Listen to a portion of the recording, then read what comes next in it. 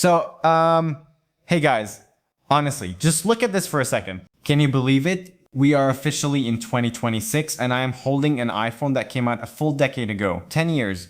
In tech time, that's basically ancient history, right? But I've been using this space gray iPhone SE first gen recently and it's been surprisingly eye-opening. In this video, I want to talk about how this little guy actually holds up today. We're going to cover the design, which is still my favorite, the performance of the A9 chip, how the battery is actually doing in 2026, and the software, because spoiler alert, it's still getting patches. Whether you're a long-time user, someone looking for a cheap secondary phone, or you're just confused how this thing even turns on in 2026, I've got you. Let's get into it. To really get why this phone is still a thing, in 2026, we have to look back at March 2016. At the time, phones were getting huge, and people were literally begging Apple for a small device that didn't suck. So Apple basically took the brains of the flagship 6S, the A9 chip, and that 12 megapixels camera, and crammed them into the legendary iPhone 5S body. It was the most powerful 4-inch phone ever back then, and today it's basically the last of the true compacts. There's just nothing else like it in the current lineup of giant glass slabs. So design-wise, honestly, it's still a jewel to me. Mine is in space gray, and I've got to be real with you. This unit has seen some things. If you look closely, you can see these scratches along the edges and a couple of dents right here on the corner. But man, just look at it. It's still going strong. Actually, I love these dents. It's a 10-year-old phone, and these marks are like stories. It's aging with pride, The material is just so strong. This bead-blasted aluminum feels so much more premium and substantial than the slippery glass slabs we have now. It's only 113 grams. When I picked this up after using my main phone, it feels like it's barely there. It's the ultimate one-handed device. And then we have the home button. Man, this thing is legendary. I know it's not instant like Face ID or even the second-gen Touch ID on newer models. Sometimes it doesn't recognize my finger on the first try and I have to reach back and tap it again. But that's the art of using an old device. It's tactile, it's clicky, and it just works. And of course, at the bottom, we still have this hull, the headphone jack. In 2026, being able to just plug in my wired headphones and vibe without a single dongle, that's a luxury.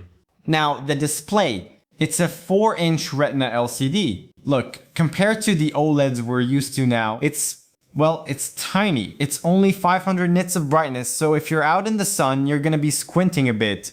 And watching YouTube, it feels like looking at a postage stamp. But that's kind of the point for me. It doesn't scream for your attention. It's a tool, not a movie theater. Okay, let's talk performance. I know what you're thinking. Can a dual-core chip from 2015 actually run 2026 apps? Well, I ran Geekbench 6 for you guys. The results were 634 for the single core and 1009 for the multi-core. Now, obviously, compared to a modern A19 chip, which is hitting like 3700 plus single core, it's slow on paper, but for basic use, it's actually pretty good. Apps open relatively quick and swiping between pages is still smooth. The one place you'll feel the age is social media. If you're scrolling through a heavy feed on X or Facebook, it does get choppy sometimes. The A9 is definitely working hard, but it gets the job done. Now for full disclosure, I actually just replaced the battery on this phone, so I'm sitting at 100% battery health right now. And man, what a difference.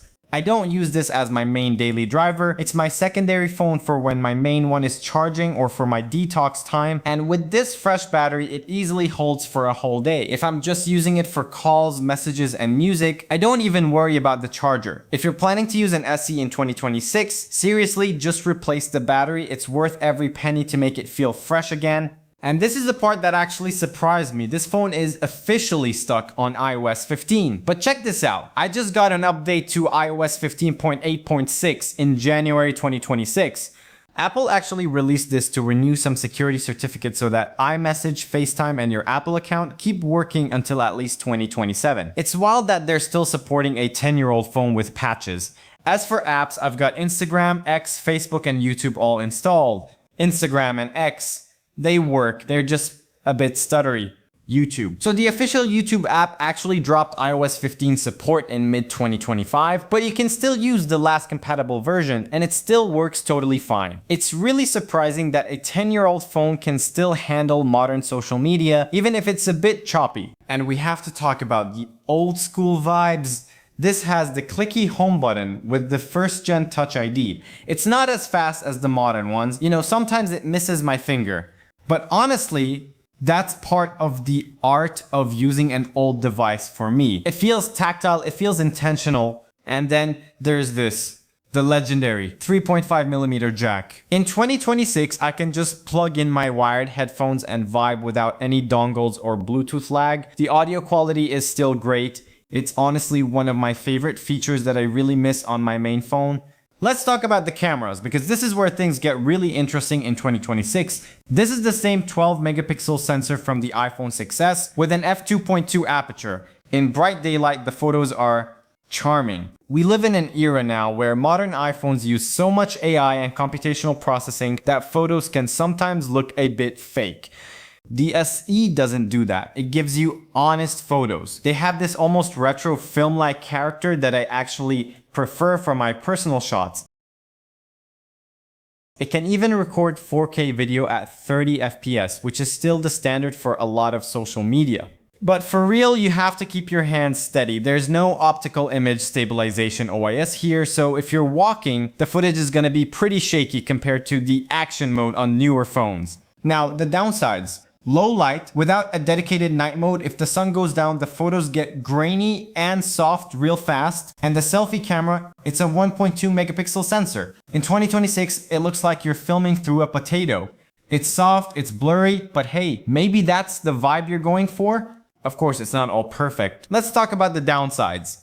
The compatibility cliff. We're at the end of the road. More apps are going to stop working this year or next. Banking apps are already starting to require newer iOS versions. Thermals. The phone can get a bit warm when you're doing anything intensive because that A9 is working really hard just to keep up.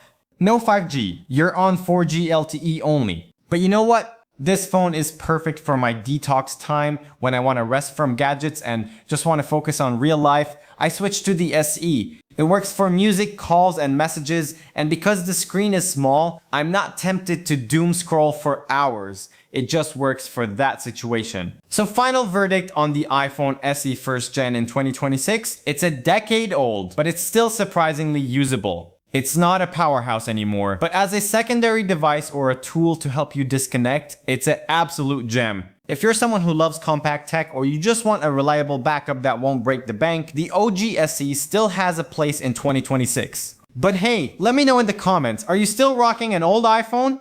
Or do you think I'm crazy for using a 2016 phone today? I'd love to hear your thoughts. Thanks for hanging out with me, stay humble, stay curious, and I'll see you in the next one.